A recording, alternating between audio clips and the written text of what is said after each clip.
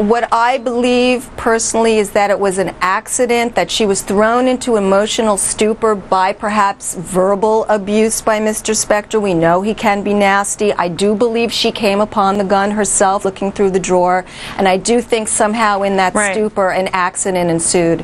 All right, Jody Baby Doll Gibson, thanks for being with me tonight. Well, we'll start with you on that.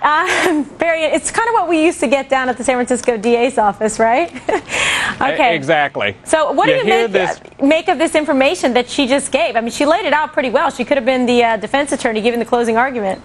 Absolutely. And she wasn't there. This is just her version of what might have happened, and coincidentally, she's written the book. There is that problem. Okay. Right. I mean, this is exactly why I'm sure the prosecutors didn't want her anywhere near that courtroom coming in to share her speculation and thoughts about what she thought the victim may have done, and they didn't even have a close relationship.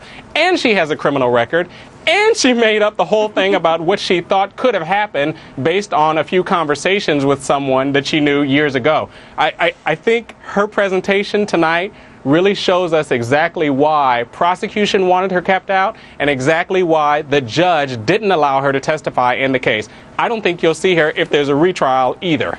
All right. After all